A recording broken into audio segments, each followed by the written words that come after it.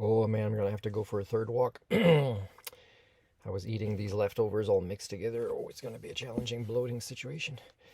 Oh no, I've been putting this cream for a while now. It's made in Canada. It says in French here, recommandé par les dermatologues, les pharmaciens et les médecins. Well, they should recommend that there's a legible expiry date on this, but oh my God, what if Canadians, including myself, have been funding, the campaigns of Curious George Santos? I was thinking, because I'm still documenting how I'm applying for a lot of jobs, including with CN Rail and health authorities, and where I'm overqualified. And they misdefine things. They don't even understand the things that they're hiring people for. And I don't get jobs. And same thing with PhDs. I don't even get an intelligent conversation going. I don't know if I just have to pay a fee and then suddenly they'll accept me because I paid a fee. But that means they're magicians in the monetary paradigm and I'm looking for scientific peers. I don't know what to say, people. I know that right now, I think maybe because... Anyways, sorry, George, here. It's not really, I shouldn't hurt your reputation. I believe you are not connected to the politician who is still receiving rewards for lying on his resume. So this is Lessons in Democracy. Number, is it 35? And I just did 75 of critical thinking. And I just did a vlog that says by the end of the year, I will have successfully decided to remove most of my vlogs online, which there should be close, if not more than 1,000 on just this YouTube channel. So hurry up, because I'm taking them down, because as my theory predicted, it's too little too late. But there is still a strategy for me doing this work, even if it's possibly, although unlikely 300 years after I'm dead that it happens. I still have to exercise my sentience and sapience and civic duty as a citizen from Sol 3, the third planet from the sun. So, hey, should I do this? Instead of being honest with my resume, which gets me no jobs, and it's really like a really summarized resume. It's really like barely anything. And I think if I suffer from a kind of prejudice that would incorporate all the different categories of prejudice, I think what I suffer from is more confidence in my skill sets and intelligence, which people might say this guy's attitude or arrogance or whatever, and it's actually something that would be beneficial in the employment position.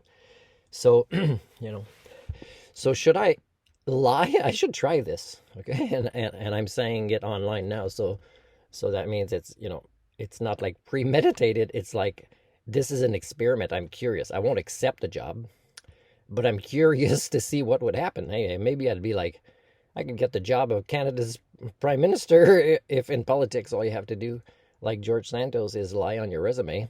And the more it's discovered, the more, okay, let's say it. With what's happening in Brazil right now, and how a particular politician from Brazil is enjoying his retirement in Florida, is the difference in time that it took from people acting a certain way violently against their government in Brazil and the time that it took and still taking in the United States. I would say that if you evaluate a democratic nation for being developmentally disabled or developmentally advanced compared to others, is how their institutions can function as they are defined and written on the walls and these fancy plaques to be, right? Like, let's say, enforcing the rule of law without playing games and without just moving money around and really rewarding the elites that are breaking everything.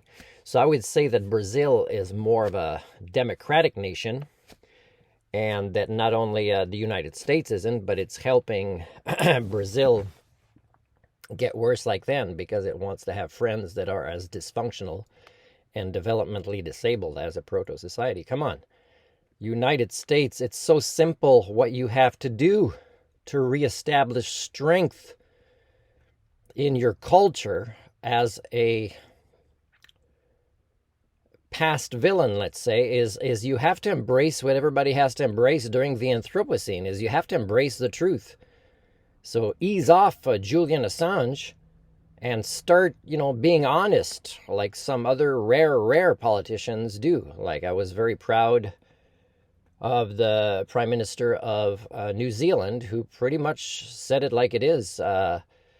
5.5 years. That's how long I had in my driving school too, in a community that didn't appreciate me and that was taking more steps backwards. As I want to have a life, or I want to try to do something in a different forum to maybe make a difference in the world. And right now she wants to raise her family and recharge her batteries.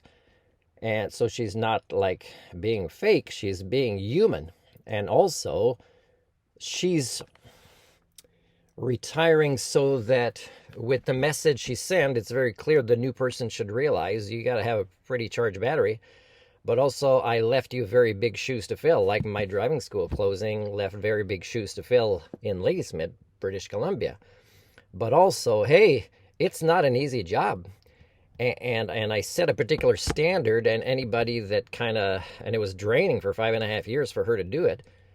For anybody that goes below those standards, because those standards were reached, is, the new person can't be, somebody like George Santos, because New Zealand would take care of that pretty quickly compared to a failed democracy like the United States of America that thinks they are the entire continent by calling themselves America, and everybody's too scared to say, hey, you're not America. That's a continent with actually subcategories. You are the United States of America, the USA. Stop shortening yourself. It's like if Earth said, I'm the galaxy. No, Earth is not that egocentric like you guys are. Earth knows it's the third planet from the sun, and there are risks, and there are advantages, and there are things outside of the control of the Earth. There might be things that might even screw up, cosmically speaking, its position. So it is humble in that way, we would say. But you guys, you still think you're this. Most nations do, and most of the issues are still, even if you apply the concept of the magical monetary paradigm. I mean, the bad guys that are rich, do you know that if they give away 95% of their riches, it would solve so many problems of the chaos of your proto-society and help you guys focus on preparing for the Anthropocene instead? And do you know that if they kept only 5% of their riches, do you know how much their life would still be so much easier than the norm? The norm of the past, the norm of now, and the norm that is coming in the future. But they won't do that. Do you know how self-centered and self-involved and egotistical and utterly lacking in altruism you have to be as a rich person wanting to protect the riches that you don't need?